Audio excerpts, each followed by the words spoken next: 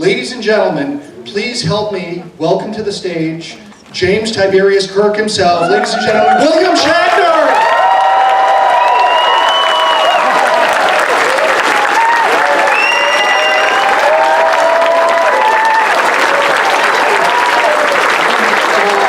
We have a special guest star this morning.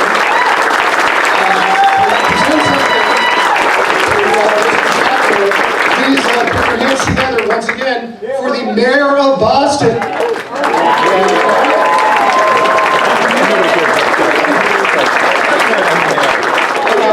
Oh, the mayor's not here. And it's Shatner's day, but it's 10 o'clock in the morning. Half the day is gone, and it's my day is wasting here. Is it my job to vamp while the mayor gets here? Is he Democrat or Republican? You know what state you're in? How are you, everybody? The rain has held off. I don't know what I would have done. I had to walk from the hotel to here, out in the open. Imagine if it had been raining. It was Shatner's day, and I come in bedraggled. The rained on rat. Well, so this is Saturday. The convention's been on since last night, and instead of coming to the convention, they asked me to go to the baseball stadium.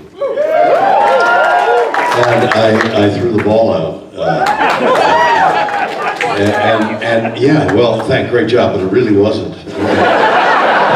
Because some weeks ago they said, and all you have to do on Friday is come to the game, throw the ball out, enjoy the game. And my friend Tom Bergeron, you know Tom, said, can I come with you? And so we all went to the game, and I was going to throw, and I knew I was going to have to throw the ball out. So, some weeks ago, I have a wonderful young lady whose name is Kathleen, who works as my assistant, and she's really good, and she's really bright and lovely and all. And she used to catch for a women's team when she was a kid. So I said, I got to practice throwing the ball out, because I get on that mound and I haven't thrown the ball in years. She says, well, I used to catch, and I said, are you good? Yeah. Can you get me a couple of gloves and a hard ball and we'll practice? So one day she comes into the office, she's got 2 gloves and a baseball. And I said, okay, well, this afternoon, and then it never worked out because we got busy. The next day, finally, it got within several days of coming here. And I said, we gotta throw the ball. So one afternoon, we got into this small parking lot that's behind the office building, where I have these offices. And it's a very small parking lot. It's half the size, about the size of half this room. And there's a laneway, a driveway to the road, Ventura Boulevard, the major street in the San Fernando Valley, right out there. So, and then the cars are parked, so you don't want to throw a ball where you could hit the car. So we would line up in a place where you can't hit the car, and I throw the ball, and I got the glove, and she throws like that. So I said, no, Kathy, throw the ball hard. She goes, okay. And the ball bounces in front of me, and rolls down the driveway onto this busy thoroughfare in Los Angeles. And she runs after it. She almost gets hit by a car picking the ball up. So she brings it back. I don't think this is going to work. I don't know what I'm going to do. And she says, no, I'm okay. I'll do it. Well, we never did it again. And I got here, and I was like an actor who hadn't rehearsed his lines. All right, now let's go out there in front of the, it's a sold out crowd. What was that? 10,000, 5,000 people? Small. No, a lot of people, tens of thousands of people. So I go out to the mound, and I'm looking down home there, and there's nobody to catch the ball. And they're all saying, yeah, throw the ball. And I'm looking around for somebody to catch the ball. And then somebody says, that's first base.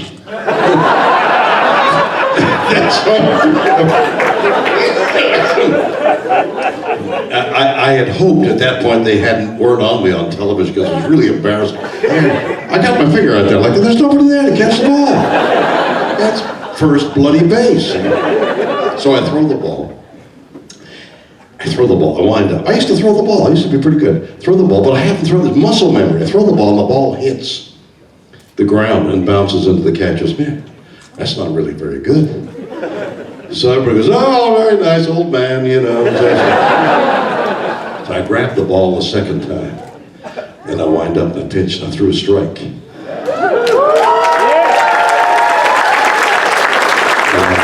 So that was my experience on throwing the ball out. And then Tom and I sat in the down in the dugout. Well, no, not in the dugout. Along the line of the home plate.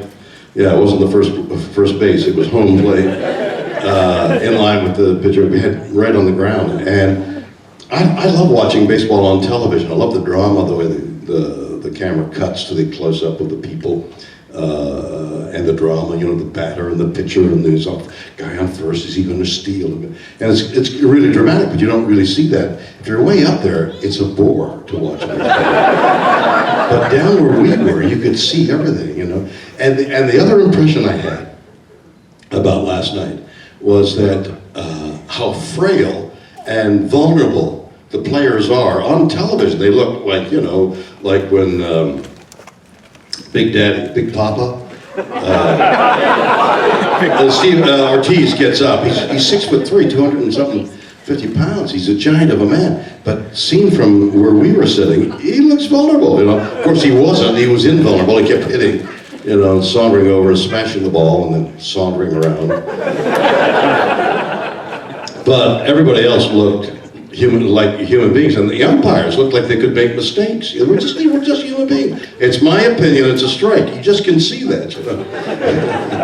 Anyway, it was great fun to see a baseball game, and I presume, because we left about halfway through, I presume the Braves won, right? Did they win? It was 8-2. What are you saying? Well, not the Red Sox. Wasn't I watching a hockey game? No wonder they all, they kept saying, don't say anything, Bill, just don't talk. The Red Sox, yes. Well, I know it's the Red Sox because they gave me a jacket and a hat and a pair of what do you call it? Cleats, sneakers? No, none of that. They didn't give me any of those things. I got some mud. It was mud. It was mud from the infield. I got him laughing, nobody else. Anyway, is the mayor here? Let's see, when I was a kid,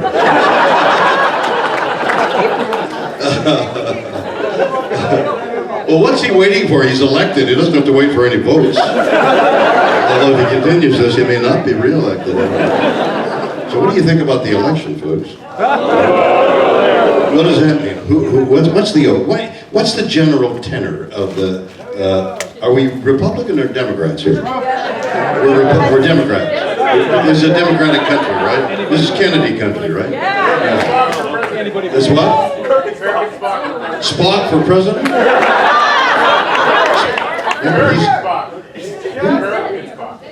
Kirk and Spock.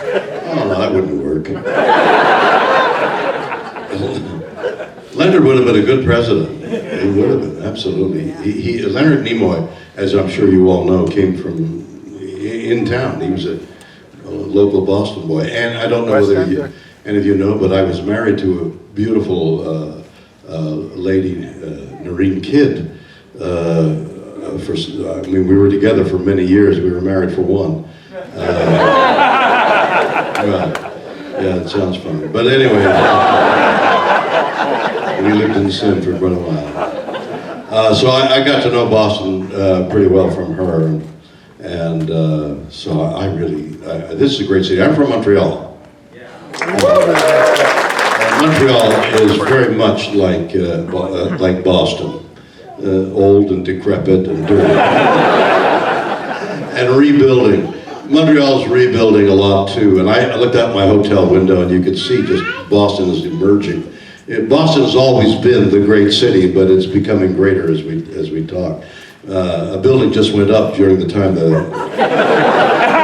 During the time the mayor is late, I did the building. So yeah, I come from Montreal, and the hockey teams are really competitors. I was a big hockey fan when I lived in Montreal. During that time, the Canadiens really ruled everything except for the Boston team, the Bruins. Yeah. Well, how are they doing? How are the Bruins doing? How's the baseball team doing? The Patriots. So here's my dilemma, and I need your help. Okay. I've gotten old, surprising to me, but unsurprising to everybody else.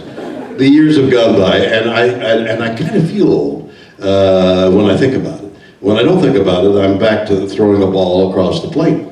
So I thought the Broncos were a real representative of an aging quarterback, and since Los Angeles, where I live now, doesn't have a football team, I started rooting for the Broncos. But the beauty of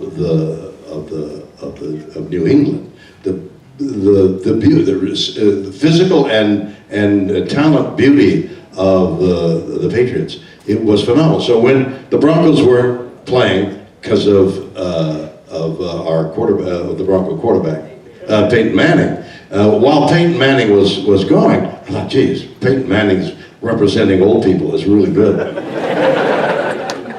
But if you want to think of beauty, you know, you had to think of Tom Brady, and especially his wife. So I was either a Bronco or a Patriot fan for all the time. All of a sudden, Los Angeles gets a football team. The Rams and Oakland and the Raiders. The Rams and the Raiders were in Los Angeles and left Los Angeles in the lurch. They went for greener pastures. And that was during the drought. They were seeking. So Oakland went back to Oakland, and the Rams went to where? Kansas or to St. Louis, Midwest. Who cares? Now all of a sudden they're coming back. The Rams are back. I hated the Rams. They left us in the lurch. They left Los Angeles, and I hated them. And now they're back in Los Angeles, and it's like, I don't know. It's like you're divorced, and you're suddenly your ex-wife is back in the house. What do you do? I don't want to do that. I don't want to. I'm moving to the other bedroom. So now I got to cheer for the Rams. So they got to either get a beautiful young quarterback like Tom Brady, or bring Peyton Manning back to. They got to do something. I have to work my way around, lose Bundchen, Giselle, lose my image of Giselle, and say, well, all right, Giselle, we can't be together ever again. You know, or Tom Brady's now. Peyton Manning's now retired. Okay. And Peyton, you're going to be like, what's his name for? Brett Favre. How did you know I meant Favre? It'd be like Favre appear in commercials and say, look at me, I can still fit in my jeans. You know. Just the worst. So I don't know what to do about the Rams. I'm going to need help. What? Stay with the Pats. Stay with the Pats. Well, the Pats always win. They got the best coach. They got the best owner too. Brad. Where's he?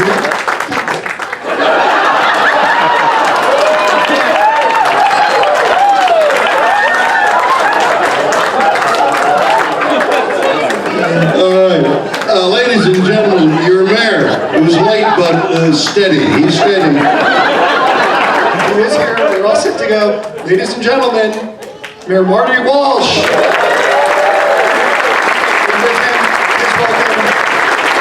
The founders of the Boston Comic Con, Nick Pendiff and Jimmy Talbot.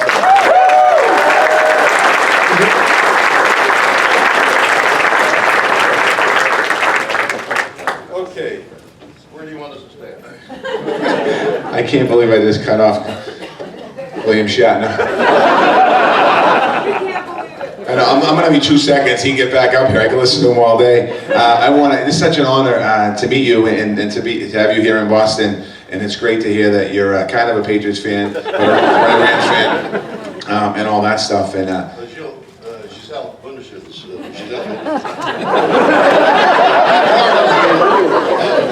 absolutely. We love Tom Brady, but. Did you see her walk across the arena in the Olympics? Yeah, I think most Patriot fans did.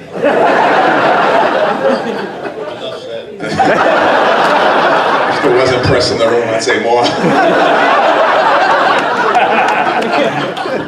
But I have a little bit of a proclamation here to read. I'll just take 2 seconds here.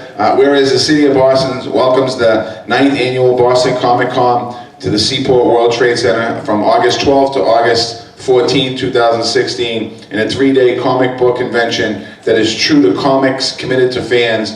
And whereas Boston Comic Con was created by comic book fans, for comic book fans who loves comic genre, and allows us to show and grows into one of the biggest and nation's most popular events with 40,000 people. I'm gonna come right to the end. Because William Shatner's looking like, what the hell is he talking about? I was gonna ask, did you understand a word you said? Anyway, all the other words. I'm Marty J. Walsh, Mayor of the City of Boston. Do right here, right proclaim August 13, 2016 as William Shatner Day in the City of Boston.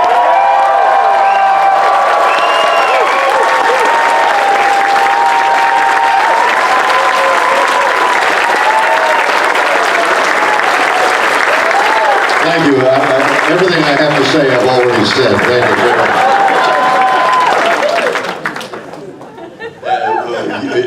You're acting like the master of ceremonies, right? Think of something. Thank you so much. One more these are the guys who put it all together. Nick and Jim.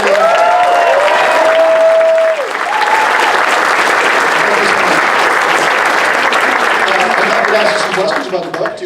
No. Okay. What's your next plan? Sure. All right. I wrote a book about my friendship with Leonard Nimoy, called Leonard, and I'm going to sign it. Marty, can I call you Marty? To Marty. Is that with a Y or an I, Marty?